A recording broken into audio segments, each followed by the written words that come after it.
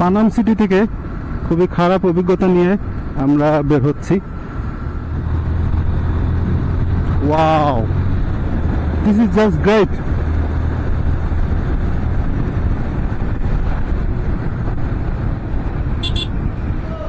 আমরা বিশাল একটা খাওয়া শেষ করছি। এইখানে এই জগের এই বালতির মধ্যে হাফ বালতি ভাত ছিল। এই হাফ বালতি ভাত আমরা তিনজনে খেয়ে ফেলছি, কিন্তু মনেই হচ্ছে না যে আসলে এতগুলো ভাত খেয়ে ফেলছি। এবং হাফ জগ ডাল ছিল, আলু ভর্তা ছিল, সব শেষ।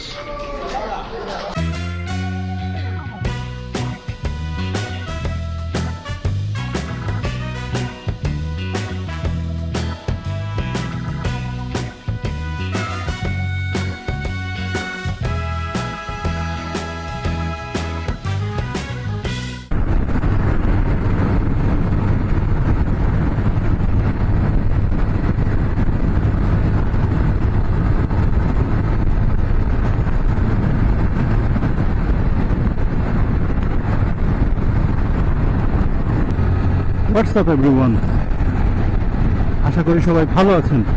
আর আজকে আমরা যাচ্ছি একটা ঐতিহাসিক স্থানে। এই ঐতিহাসিক স্থানটার নাম হচ্ছে পানাম সিটি বা পানাম নগরী। পানাম নগরী নারায়ণগঞ্জের মধ্যে সোনারগাঁওয়ে অবস্থিত, এবং এই সোনারগাঁওয়ের আসলে অনেক লম্বা ইতিহাস আছে, প্রায় 700-800 বছরের লম্বা ইতিহাস। আজকে আমরা আমাদের বাইক নিয়ে বের হয়ে পড়েছি, পানাম সিটি যাব এবং আমাদের সকল এক্সপিরিয়েন্স আপনাদের সাথে শেয়ার করব। আমরা আজকে ঢাকা থেকে স্টাফ কোয়ার্টার রোড দিয়ে বের হয়েছি এবং এরপরে কাঁচপুর ব্রিজ পার হয়ে চলে এলাম সোনারগাঁ। এরপরে সোনারগাঁ থেকে পানাম নগরীর রাস্তায় ঢুকে পড়েছি একটু আগেই। ছোট্ট একটা রাস্তা দিয়ে যাচ্ছি, রাস্তাটা সুন্দর আছে, অনেকটা চিপা রাস্তায় বলা যায়, ট্রাফিক এভারেজ, কিন্তু রাস্তাটা সুন্দর।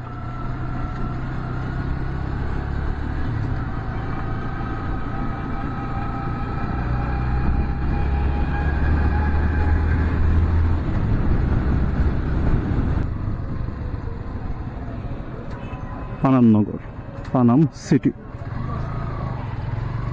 আসলে বাংলাতে পানাম নগর আর ইংরেজিতে পানাম সিটি।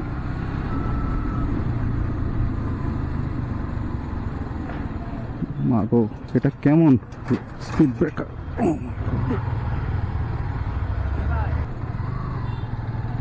আর আমরা চলে এলাম পানাম নগর, পানাম নগরের ঠিক গেটেই। বাহ, বেশ তাড়াতাড়ি চলে এলাম, বেশি দূর না ঢাকা থেকে। গাড়ি সিরিয়াস বাইক, এই জন্য আর পার্কিং বন্ধ করে দিয়েছি। এটা ডাকে না দেওয়া পর্যন্ত আর এটা উন্মুক্ত হচ্ছে না। তাহলে আমরা রাখবো কই? এইখান থেকে যদি চুরি হয়ে যায়। আমরা পানাম নগরীতে এসেছি, কিন্তু এখানে পার্কিং বন্ধ।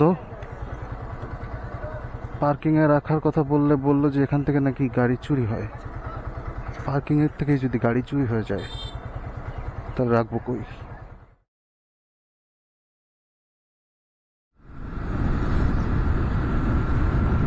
পানাম সিটি থেকে খুবই খারাপ অভিজ্ঞতা নিয়ে আমরা বের হচ্ছি। খারাপ অভিজ্ঞতার কারণ হচ্ছে আমাদেরকে ভিডিও করতে দেওয়া হয় নাই। ভিতরে ঢোকার সময় যখন দেখেছে আমার হাতে ক্যামেরা আছে, আমাকে বলা হয়েছে যে কর্তৃপক্ষের কাছ থেকে অনুমতি নেওয়ার জন্য, গেট থেকে এটা বলা হয়েছে। এরপরে কর্তৃপক্ষের কাছে অনুমতি নিতে যখন গেছি তখন আমাকে বলল যেটা, যে এখানে ভিডিও করতে গেলে প্রতি ঘন্টার জন্য 3400 টাকা করে তাদেরকে ফি দিতে হবে প্রতি ঘন্টার জন্য, এবং 1 ঘন্টার নিচেও আসলে নেওয়া যাবে না। তো চিন্তা করে দেখেন কীরকম একটা সিন্ডিকেট বসায় রেখেছে এখানে। এরকম অন্য কোথাও আমি দেখি নাই যে ভিডিও করার জন্য তাদেরকে ফি দিতে হবে, কর্তৃপক্ষকে ফি দিতে হবে, এরকম এর আগে কখনো আসলে দেখি নাই। কিন্তু মোবাইল দিয়ে আবার ছবি তোলার অনুমতি আছে।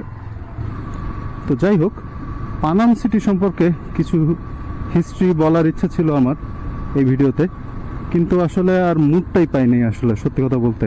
কারণ যখনই আমরা শুনেছি যে এরকম ভিডিও করতে গেলে প্রতি ঘন্টা ৩,৫০০ করে অলমোস্ট গুনতে হবে, তখন আমরা না করে দিয়েছি যে না, আমরা আসলে ভিডিও করব না, আমরা যেহেতু টিকিট কেটেছি আমরা এলাকাটা ঘুরে দেখে চলে যাই।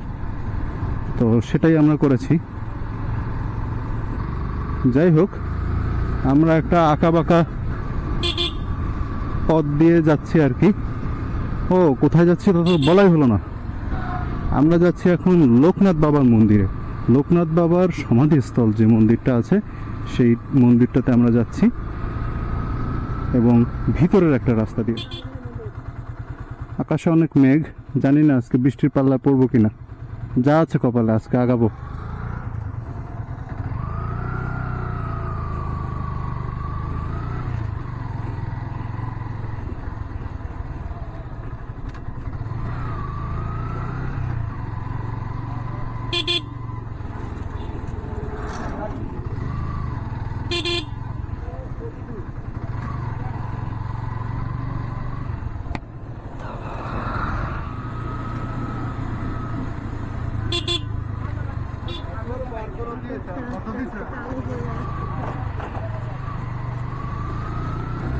আমরা যেদিকে যাচ্ছি বারোদি, এই বারোদির দিকে আকাশটা আস্তে আস্তে কালো হয়ে যাচ্ছে।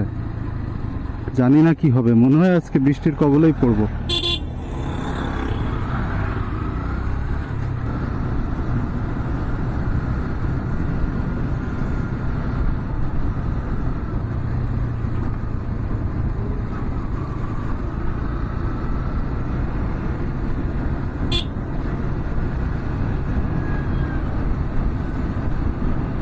অ্যাডভেঞ্চার অ্যাডভেঞ্চার লাগতেছে। ওরে কর্নারিং! আরে এখানে এত সুন্দর কর্নারিং পাবো তো আশাই করি নাই। রাস্তাটা সুন্দর, ও মাই গড!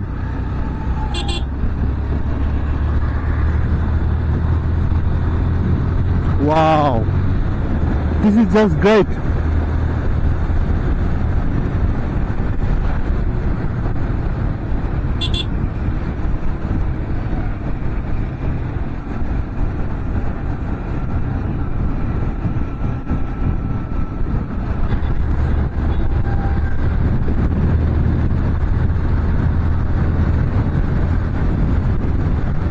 তবে কি বৃষ্টির পাল্লায় পড়েই যাব?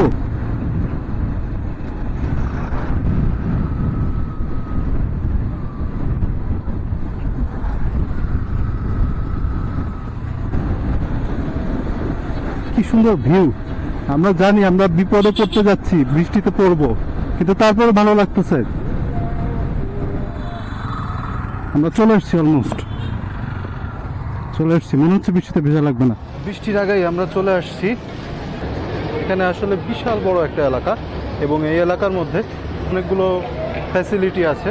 এর মধ্যে আমরা এখন যেখানে আছি সেটা হচ্ছে বাবার ভোগের প্রসাদ কার্যালয়। প্রসাদ অর্থাৎ বুঝতেই পারতেছেন, আমরা এখন খাওয়া দাওয়া করব। তো চলুন দেখা যাক এখানে কি কি খাবার দাবার আছে। এখানে হচ্ছে খাবারের জন্য টোকেন নিতে হয়।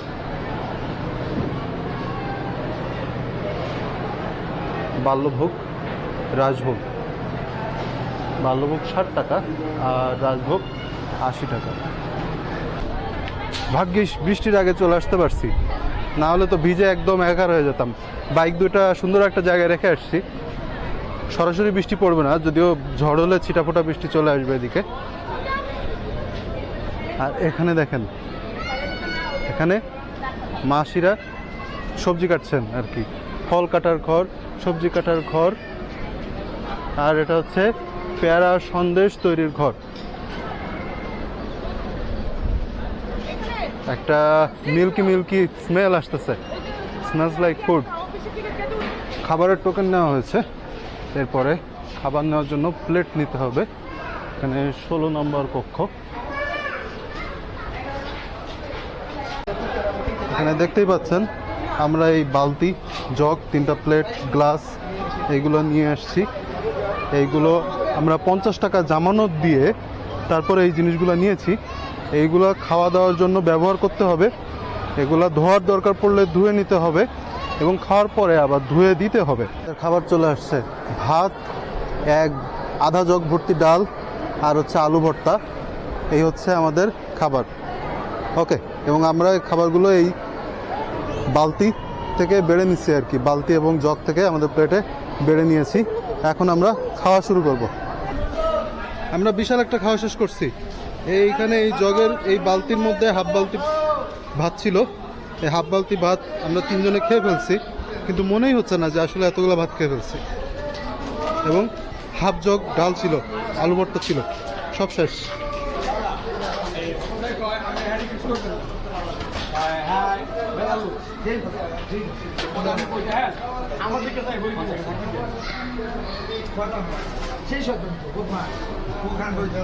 আমরা আমাদের জামানতের টাকা ফেরত পেলাম। সিস্টেমটা ভালো, ভালো লাগছে, ডিফারেন্ট একটা ফিল আছে। এবং আরও একটা সুন্দর একটা প্র্যাকটিস আছে এটার মধ্যে, যে আসলে প্লেটগুলো আপনি নিজে ধুয়ে নিয়ে খাচ্ছেন, আবার খাওয়ার পরে ধুয়ে ফেরত দিচ্ছেন, তারা এটা রেখে দিচ্ছে, আবার আরেকজন নিয়ে যাচ্ছে। আসলে একটা কমিউনিটিরও একটা এনগেজমেন্ট আছে এটার ভিতরে, সবারই কম বেশি এনগেজমেন্ট আছে এখানে। ব্যাপারটা আসলে খুবই পজিটিভ একটা দিক। শ্রী শ্রী মহাশ্যাম কালীমাতা জয়তু। এপাশে ছোট করে একটা মেলা আছে, এখানে অনেক কিছুই আছে, ছোটদের খেলনা মেইনলি, আর গহনা, অর্নামেন্টস, আর কি, আর আছে হচ্ছে স্টিলের তৈজসপত্র, স্টেনলেস স্টিলের তৈজসপত্র এবং পিতলের তৈজসপত্রের দোকান। এই তো এগুলোই এখানে পাওয়া যাচ্ছে।